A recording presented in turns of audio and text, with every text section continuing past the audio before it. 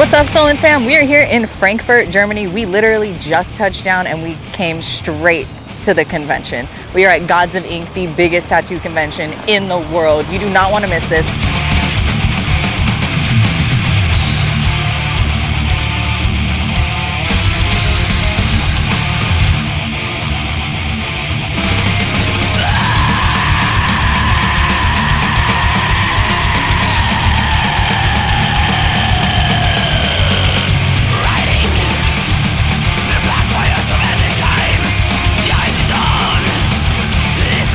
What's up, SullenTV? I'm here with Joseph Haefs, tattooing in the Sullen booth at Gods of Ink all weekend long. It's your first Gods of Ink. How are you feeling? How do you feel about the show?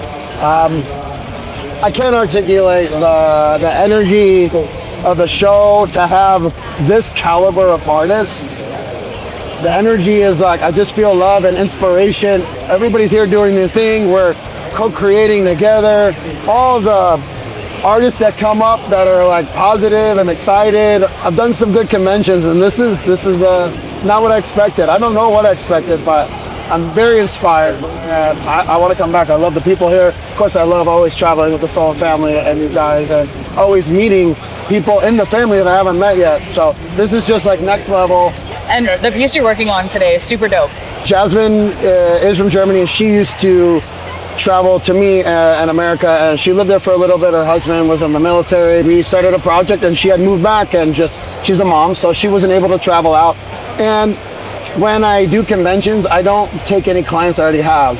It's a way for people to jump my waiting list. People come from all over the world to travel to get butt tattoos from you. How do you contour that part of the body? Like, what do you think is like the most important aspect of that? Flow. As I started doing more and girls started seeing it and it was popping up on Pinterest, girls would reference that.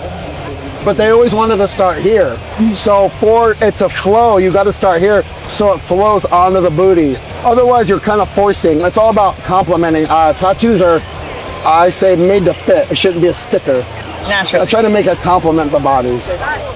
Awesome. We will let you get back to your client. Thank you so much for taking a break with us. Yeah.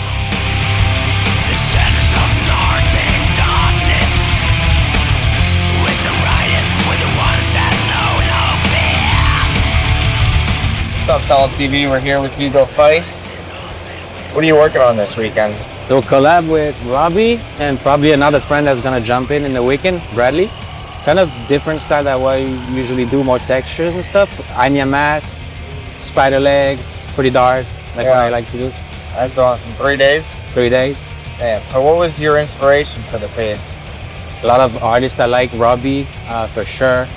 Brendan, that's over there with the spider legs. My style with the Japanese dark fantasy type of stuff. Yeah, I love your style. So Thank you, sir. Are you gonna add color to it? Yeah, orange, a little bit of orange, brown, highlight like I usually do. Oh yeah. Awesome. Thank you, brother. Sir. Be great. Thank you, Sullen.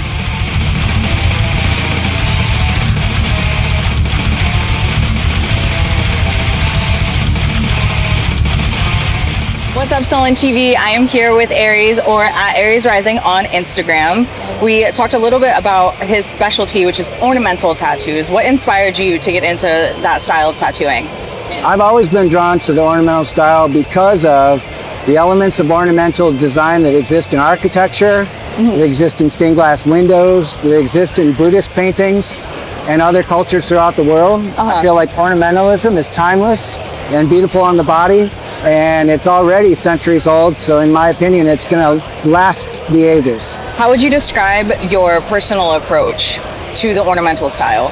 Well, the tattoo I'm working on right now is a perfect example of that.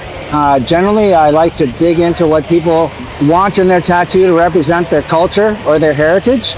And the ornamental design that I'm doing here in this tattoo is taken from a wrought iron fence. It's around a statue in the town square where she was born. Oh, I love that. So I like to find something that's inspired by the person, their culture, or their heritage. Super personal to the client. Absolutely. Are the challenges different that you face when you're doing a large-scale ornamental piece versus a smaller scale? Yeah. Absolutely. You know, a larger scale piece, which is almost entirely what I do, generally takes a lot more planning. There's a lot more layers involved, generally multiple sessions. And sometimes in a convention setting, I have to do 2 or 3 days in a row, which is troublesome for the client You have to make sure the skin can handle it. You have to move strategically through the piece to make certain you don't get too swollen or scar the skin. But in my opinion, the end result is well worth it. It looks well worth it, and it's not even fully complete yet. Thank you. I appreciate that. So this piece definitely contours her body very well. How do you choose the placement of the different like subject matter in the tattoo? It's funny you asked that. We were just talking about that. Generally, I try to face organic or natural elements facing forward and flowing with the form of the body. And anything that's geometric or more stagnant and static, I try to put in places that don't really move when the body moves, like the inner forearm, the inner arm, or the shoulder.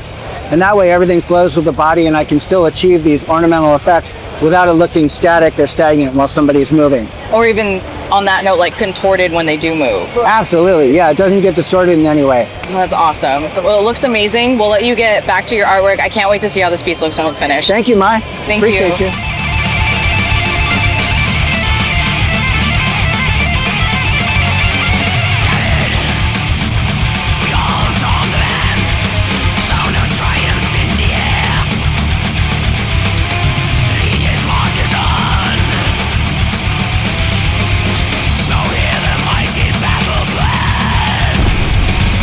That's a big tattoo convention. We are having a blast over here. There's tons of amazing artists. Stay tuned and we'll see you guys soon.